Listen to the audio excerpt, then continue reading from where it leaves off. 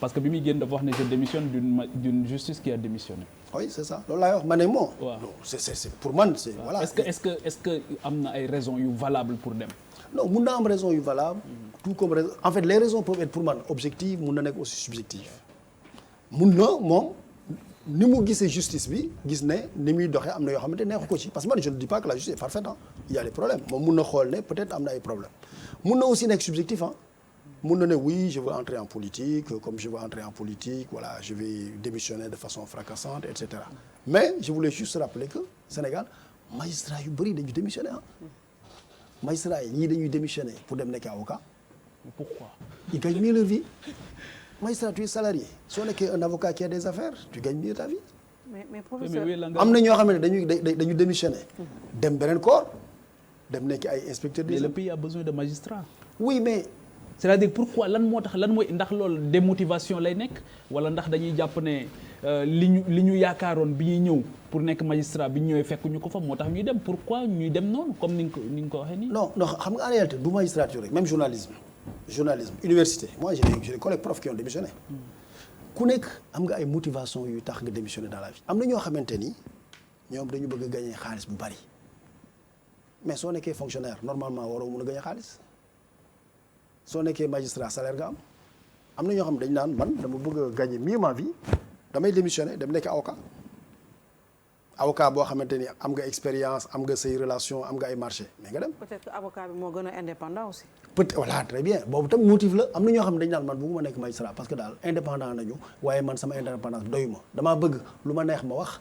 am sama liberté d'expression totale mënu ma ko def damay dem ubbi sama cabinet nekk expert. justement professeur loolu la UMS am nañu démissionné dem Nations Unies. UMS dafay réclamer toujours son indépendance des magistrats bëggatul président nekk le président de la République nekk le président du conseil supérieur de la magistrature bëggatul mu ne aussi le garde des sceaux nekk le vice-président.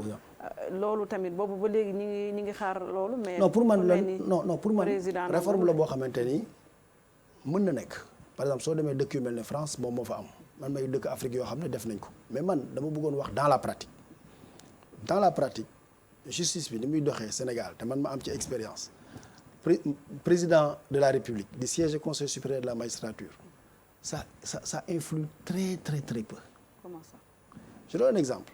su ñu waree par exemple nommer magistrat yi mais président 99% ñi nommé xamu leen 99% bon sauf si c'est la Cour suprême bon ñooñu xam ne leen peut-être soo jëlee et encore même PG yi sax du xam ñëpp. ak Cour d'appel Dakar.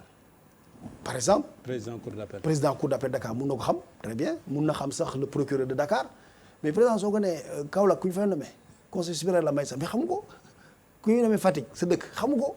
procureur bi nekk Fatick xamu ko. waaw kon lu tax mu bëgg a fa si toog continuer à être président. mais très bien xamul lu tax. très bonne question. Oui. parce que dafa am dëkk yoo xamante ni dañ ko def conseil supérieur de la magistrature bloqué parce que les magistrats sont trouvés entre eux. am na dëkk yu ñu wër bëgguma tudd tur yi parce que soo bokkee ci gouvernement doo tudd tur yeneen pays yoo xamante ne conseil supérieur de la magistrature bi président bi génnee dafa bloqué les magistrats sont retrouvés entre eux. ñu ne le président de la Cour suprême et le président du conseil supérieur de la magistrature day convoqué ki ñu dem am na benn dëkk boo xamante ni jigéen moo nekkoon président du conseil supérieur de la magistrature bi day convoqué réunion moitié bi duñ ñëw président boobu ñëwee woon na convoqué kenn du dem parce que ci seen biir dañ doon ñu woon déggoo dañ doon am ay comptes ñuy réglé président bi nag su ñëwee dafay ñëw au moins pour servir d'arbitre juste am na yeneen dëkk yoo xam ne dañ ko def mu réussir am na yeneen dëkk yoo xam ne dañ ko def magistrat yi gën a am doole mu am nag li ñuy wax un gouvernement des juges président nekkatu fa de ci conseil supérieur ñoom rek la seen biir kenn mënatul leen dara ñoom ñooy buur ñoom ñooy bummi merci parce que président nekkatu fa mise la justice nekkatu fa ñoom rek la entre eux et ça commence à constituer un vrai corps un vrai pouvoir boo xamante ni kenn dootu ko contrôler. mais pour empêcher ça société civile wala les universitaires mun nañ dugg dans le conseil supérieur. non mun nañu dugg. mun nañ dugg exact président génn ak exécutif yi dem bàyyi leen. kuy présider.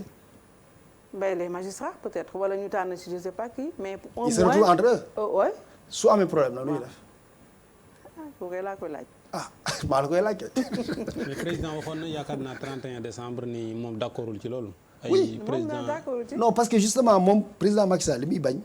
saa yu ko waxee mu ne non man conseil supérieur de la magistrature président bi daanaka important présence am amu fa torop solo mu ni waaye nag bis bu amee problème ni ñu def moo tax le président il est là moo tax conseil supérieur de la magistrature souvent deux parties sax lay nekk benn bi nomination yi la ñuy def ak yooyu mais beneen bi on pose les problèmes du fonctionnement de la justice et solution yu bari foofu lañ koy jëlee. Donc la présence ça va être ma dernière phrase donc souvent mais vraiment peut-être que li may wax nii nag sama propre expérience la mais man li ma gis dans la pratique la présence du président au niveau du conseil supérieur de la magistrature elle est symbolique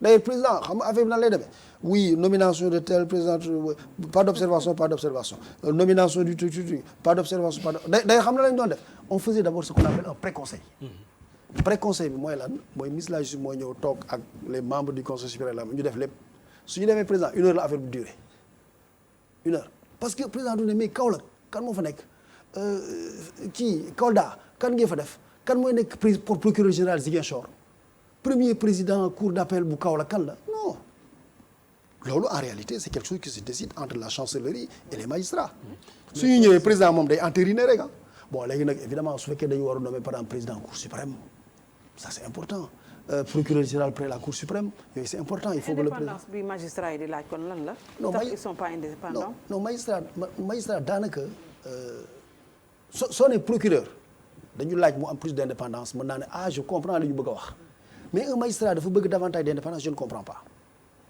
parce que un magistrat dañ lay jox benn dossier nga xool ne non man sax lii bëggatuma ci dara delloo ko comme ni ñu ko gisee. dara du ama 8e cabinet. da ngay dem sa kër naan sa ataaya tëdd nelaw kenn mënul la dara wala ñu jox la ko nga instruire à charge et à décharge ne waa ji daal li ñu ko bëgg a def dara amu ci def ko lu ñu la mën a kenn mënul la dara wala nga instruire gis na affaire bii dafa taxaw nga renvoyer à une juridiction de jugement kenn mënul dara magistrat dafa nekk surtout un magistrat du siège procureur sax mun nañ ne non ministre bi daf koy joxe instruction et cetera parce que c'est le parquet obligatoire mais un magistrat du siège en tout cas un magistrat du siège qui va être indépendant waxuma ne ko bëggul indépendant mais un magistrat du siège qui va être indépendant personne mënu la empêcher. suñu dellusiwaatee par exemple ci actualité